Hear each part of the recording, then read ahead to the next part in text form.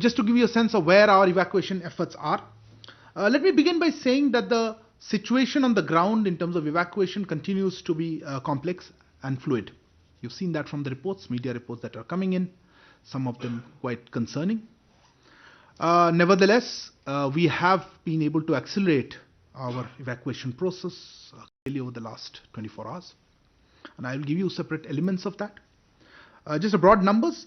Our estimate is that we have, more than estimate, I think, around 8,000, over 8,000 Indian nationals have left Ukraine since we issued the initial advisories. So I go back, it's not since the conflict began, but since we issued the initial advisories, our estimate to the extent that we don't exactly know how many left between the advisory and the conflict started. We think around 8,000 citizens have left. And as I speak, I think the 6th flight has just landed. So 6 evacuation flights have landed in India, bringing back around 1,396, I think is the number that I have, 1,400 students, Indian citizens. These are 4 flights were from Bucharest, as you remember, and 2 from Budapest. So the from Bucharest and 2 from Budapest. So these 6 flights have brought back around 1,396 Indian nationals. Our focus, of course, is on the land borders before they go to the flights, getting people out from Ukraine through the land borders. There has been some movement, an improvement on the movement into Poland. As we were discussing yesterday about the difficulties at the Polish border. I think they're still difficult, but I think it's improved. Our embassy in Warsaw was able to arrange buses at the Szeny border point. There's a Szeny Medica border point. The Szeny side is on the Ukrainian side. So do remember that we're talking about the Ukrainian side. Things are much easier to do on whether it's the Polish or the Romanian or the Hungarian or the Slovak side. It's inside Ukraine, but I must say our embassy was able to organize a fleet of 10 buses, and I think now that's being expanded, to take students who've been stuck at the Szeny border point and take them to the Krakowiec, which is where the main border crossing is, and also to a place called Budomierz, which is even more north, a few more kilometers north on the same Polish border, and facilitate their crossing into Poland. So that has helped take off some of the pressure there. But again, this is a continuing process because there were a lot of students, and I think they still are there. On the Polish side, once they cross the border, arrangements for food and accommodation have been made in the nearby town of Resso, I think it's pronounced Resso. And a number of Indians are there currently awaiting their flights back to India. So this is a good development. We managed to get some people across, and hopefully as this bus movement and taking them to the other border points continues, we should be able to ease some of the pressure. But I must emphasize that there is still a large number of Ukrainians and other citizens at the borders. The border is pretty crowded. There has also been movement, progress on the border with Romania. But there, because of, I think 2 days ago there was a lot of movement. Yesterday movement was slow, but today I think there has been some good progress. But large crowds still remain on, in fact, all the border points, I would say. We are separately expanding evacuation process through the Hungary border. There is a city of Belgorod that Foreign Secretary mentioned yesterday. We are using that now as a staging point for that area. It's as far southwest of Ukraine. And Hungary also, we've had good movement of people.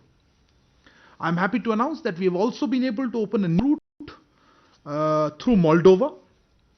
An MEA team reached Moldova today morning, as Foreign Secretary mentioned yesterday.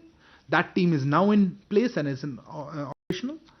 They will assist in the evacuation of Indians through Romania. Moldova it's landlocked, and so these people will come into Moldova, then go from Moldova into Romania and then to Bucharest, and then fly out from there.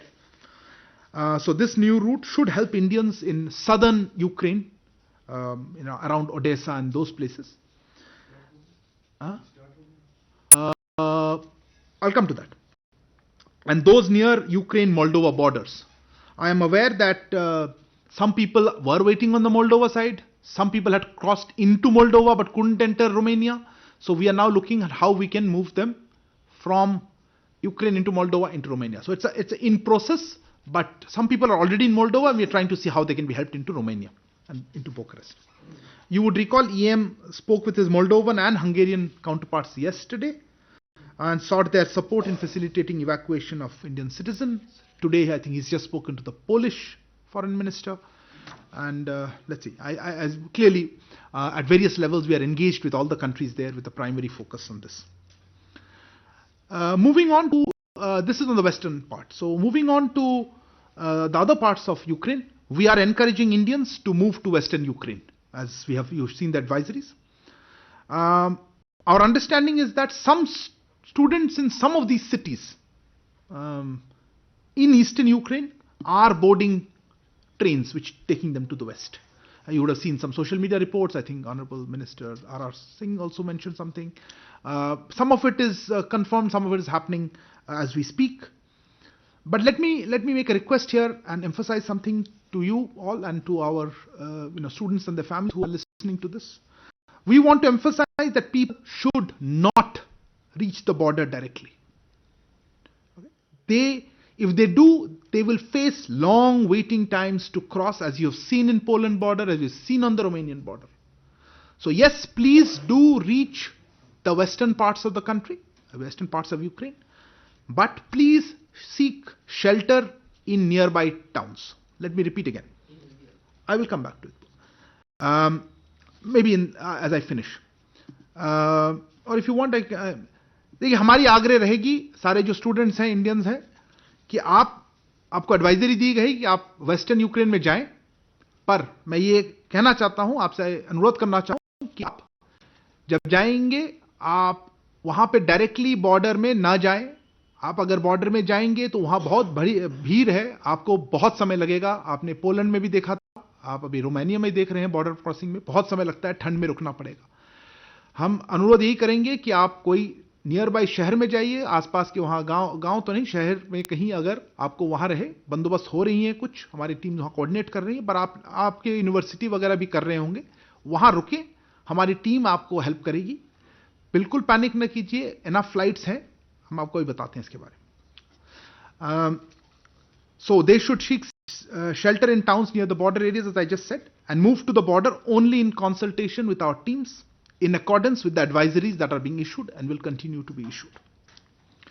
Moving to the two cities in the east, well actually not east, Kyiv and regarding the cities of Kyiv and Kharkiv, we are closely monitoring developments there, the situation. The weekend curfew was lifted today in Kyiv and in the morning. It is a weekend curfew, and at 8 o'clock today that curfew was lifted. Currently there is no curfew in Kyiv, at least in those areas. We hear that in Kharkiv also it has been lifted, but again Kharkiv we have less understanding because in Kyiv we have better information. Our embassy has issued two advisories today, basically requesting students, asking students, subject to safety of course, to make their way to the railway station in Kyiv for onward journey to the western areas.